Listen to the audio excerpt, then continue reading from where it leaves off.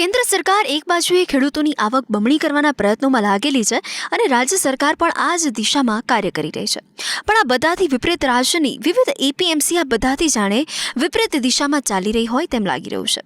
રાજ્યના marketing yard ખેડૂતોની આવક બમણી કરવાની વાત તો બાજુએ રહી, પરંતુ હોય એમાંથી અડધી કરવામાં લાગેલા છે. આ માટે તેમણે જે પ્રથાનો આશરો લીધો છે તેને કડદા પ્રથા કહે છે. આજે આ કડદા પ્રથાથી ખેડૂત એટલા ભડકેલા છે કે બોટાદમાં તેઓએ માર્કેટિંગ યાર્ડની સામે રીતસર આંદોલન કરવું પડ્યું છે. જો કે કેટલાય શહેરીજનો માટે કડદો શબ્દ જ નવો હશે. તેમને થાય કે આ કડદો શું છે, જેની સામે ખેડૂતો વારંવાર આક્રોશ વ્યક્ત કરે છે.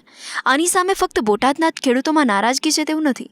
આ કડદા પ્રથાની સામે નારાજ તો બધા ખેડૂત છે, પરંતુ બોટાદના ખેડૂતોએ તેમની નારાજગી વધારે વ્યાપક રીતે દર્શાવી છે. કડદો શબ્દનો સીધો સાદો અર્થ થાય છે કાપ કે ઘટાડો.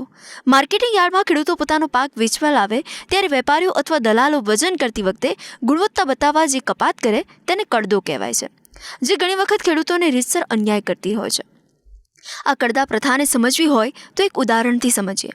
ખેડૂત 100 કિલો પાક લઈ આવ્યો હોય તો કડદાના નામે તેમાં પહેલાં સીધી 3 કિલોની ઘટ કરી દેવામાં આવે. તેની સાથે પાકમાં ભેજ છે, દાણા નાના છે, કચરું છે તેમ કહીને કિંમતમાં ઘટાડો કરી દેવામાં આવે. આ કડદો પ્રથા વર્ષોથી છે, પરંતુ આજકાલ તે વધારે ચર્ચામાં છે. તેનું કારણ એ છે કે ખેડૂત હવે મૌન નથી. ખેડૂતને પણ તેની સંગઠન શક્તિનો અહેસાસ થવા લાગ્યો છે.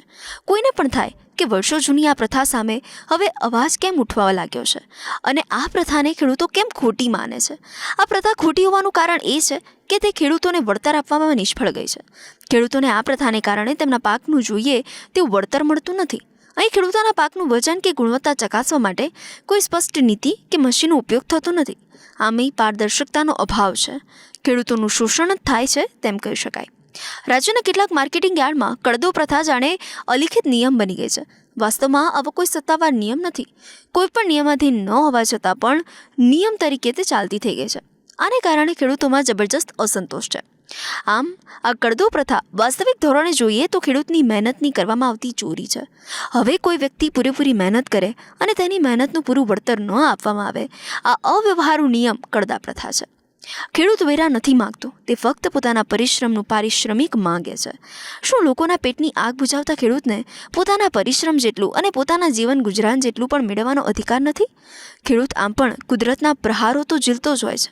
તેમાં વેપારી અને તંત્ર પણ આ પ્રકારના પ્રહારો કરે તો પછી તે કેટલાની ઝીંક ઝીલે? તેની પણ મર્યાદા હોય ને. તેને સાવ કોરાણે જ મૂકી દેવાય તો ક્યાંથી ચાલે? આ જોતા કડદો પ્રથા તે ફક્ત વજનનો જ કડદો નથી, પરંતુ ખેડૂતની મહેનતનો, ખેડૂતના હકનો અને ખેડૂતના વિશ્વાસનો પણ કડદો છે. ખેડૂતો આ જ અન્યાય દૂર કરવા માટે મથી રહ્યા છે. આજે દરેક માર્કેટિંગ યાર્ડમાં આ અન્યાય પ્રથમ અમલી બની છે. તેની સામે ખેડૂતોને પણ અસંતોષ ઉગ્ર બન્યો છે.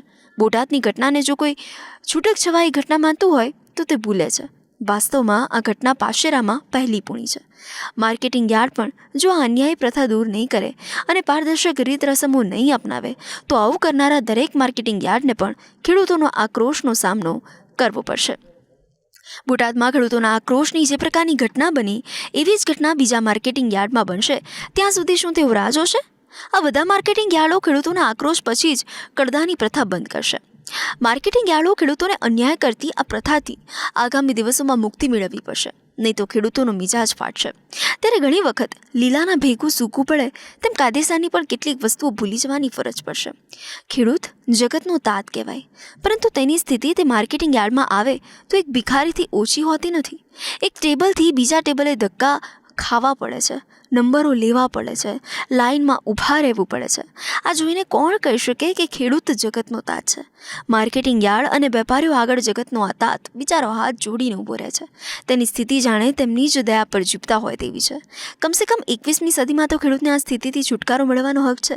તે પોતાની સંગઠન શક્તિના જોરે કડદા પ્રથા જેવી અન્યાય રીત રસમોમાંથી છુટકારો મેળવી શકે તેમ છે. તેથી આ કડદા પ્રથા સામે બોટાદના ખેડૂતોની લડત શરૂઆત છે. આગામી દિવસોમાં કડદા પ્રથા જેવી અન્યાયી પ્રથાઓની સામે ખેડૂતોના ઘણા આંદોલન જોવા મળી શકે છે.